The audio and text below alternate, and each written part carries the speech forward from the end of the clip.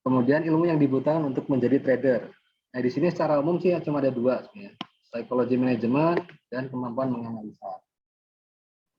Jadi yang masuk psikologi ini apa sih? Yang pertama ekspektasi, kemudian fear and greed, dan money management. Maksudnya gimana? Maksudnya ya kalau kita ekspektasi, ya kita harus menjaga ekspektasi kita ya. Untuk trading itu sesuaikan lah, sesuaikan. Nah, trading itu mungkin kita nggak bisa cuan multi bagger atau bagger, tapi kita bisa profit konsisten, mungkin tidak mantuman, tapi mungkin setiap triwulan kita bisa bertumbuh. Nah, kemudian untuk fear and greed ini, ya mungkin ini juga psikologi nanti ketika teman-teman itu pada saat bergerak trading ternyata banyak cut loss-nya, maka di hati kita pasti akan ciut ya. Ini mulai kehilangan kepercayaan diri gitu. Nah, sementara pada saat kita merasa cuan, merasa gampang banget cuan ini. Setiap kali masuk cuan, setiap kali masuk cuan, maka akan muncul keserakahan dalam diri kita. Nah, ini yang harus dikontrol, jangan sampai kita takut ya. Kalau misalnya kita dalam kondisi percaya diri kita kecil ya, kita mulai recover lagi, harus bisa bangkit lagi, bounce back lagi. Dan pada saat misalkan pasar itu lagi bagus-bagusnya, kita merasa cuan ya, kita harus sadar kita sekarang itu market ada di posisi mana. Kira-kira sisa tren ini berapa hari lagi sih gitu. Sehingga kita bisa antisipasi supaya profit yang sudah kita dapat itu enggak terkuras gitu. Nah, kemudian di sini juga ada money management gitu. Money management itu sebenarnya dalam bicara tentang berapa sih modal yang kita berani untuk resikokan, berapa sih jumlah investasi yang kita siapkan untuk trading gitu. Nah, yang bahayanya kan kalau buat pemula itu seringkali karena mereka pengen cepat cuan gitu kan. Kemudian harga itu mungkin sudah bergerak tinggi ya, dia hajar aja tuh, kasih habis ya 100 juta gitu kan. Ternyata di hari itu langsung turun gitu kan. Nah, karena persiapannya belum matang ya. Terusnya kalau gini kan sudah cut loss nih. Cuma karena ya manajemen yang buruk dibiarkan aja sampai seperti ini, turun. Nah, itu yang terjadi di saham buka ya. Kalau di saham itu saham Bukalapak gitu kan. Itu kan satu hari arah dari Koda tetap arah terus langsung diguyur ke bawah. Jadi kasihan yang teman-teman yang beli di harga 1000-an itu kan pasti sampai sekarang pun masih loss gitu kan. Lossnya juga nggak tanggung-tanggung 50%. Gitu. Which is itu di saham itu udah banyak banget. Gitu.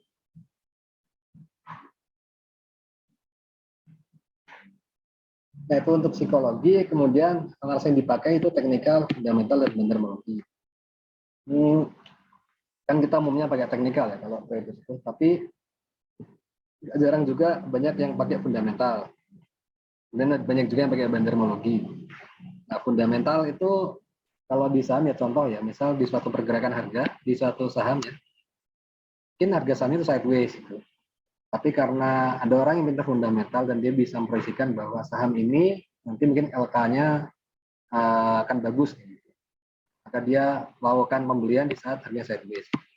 Atau saham ini nanti akan ada aksi korporasi ya, misal dia diakuisisi oleh saham tertentu atau perusahaan tertentu ya, perusahaan besar gitu. Atau mungkin nanti akan ada aksi korporasi misal bagi dividen gitu. Mungkin dan lain sebagainya gitu. Maka orang ini menggunakan fundamental untuk melakukan trading. Ya contoh seperti bank di BRIS ya. Di saham ada BRIS, kemudian ada KF, ada Antam itu kan sulit pergerakan naiknya itu kan gila-gilaan tuh. Yang mana udah nggak mungkin kita analisa pakai teknikal gitu kan. Nah, makanya ya bisa juga kita cuman pakai fundamental. Kemudian ada juga bank mini ya. Bank mini kan tahun ini kan bank ini pada manggung semua tuh. Seandainya kita tahu kalau bank ini bakal manggung ya saya juga bakal beli.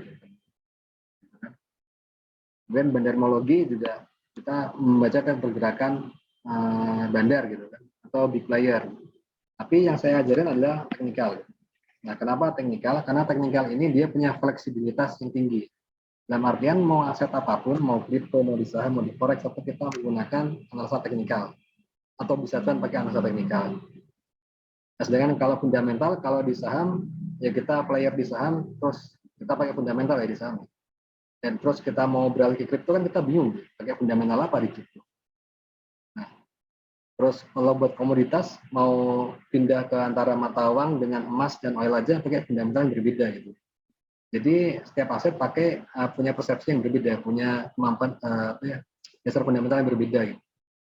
Dan kalau pakai teknikal ya mau pakai jurus apapun tetap bisa cuan di semua aset. Nah, kemudian time-nya dari sisi waktu juga teknikal bisa dipakai buat cari cuan cepat, bisa juga untuk cari cuan lama gitu. Jadi kan yang orang salah persepsi selama ini teknikal itu dipakai buat cari cepat aja itu. Padahal itu nggak betul ya. Bisa juga kita gunakan teknikal untuk posisi yang misal multi-month atau bahkan multi-year. Gitu. 1-2 tahun itu kita masih bisa pakai teknikal. Gitu. Nanti kalau kelasnya lanjut kita akan belajar cara menganalisa dalam waktu yang cukup panjang. Nah, kemudian teknikal juga bisa dipakai untuk mengetahui adanya bandarmologi. Di mana di teknikal ini kita bisa melihat volume transaksi perdagangan. Ya, walaupun mungkin kita nggak tahu, ya. Kita nggak tahu siapa sih yang melakukan pembelian, tapi kita bisa melihat bahwa di suatu hari tertentu, di suatu periode tertentu saham ini sedang diakumulasi atau ada big player yang masuk di saham ini, kita bisa menggunakan teknikal.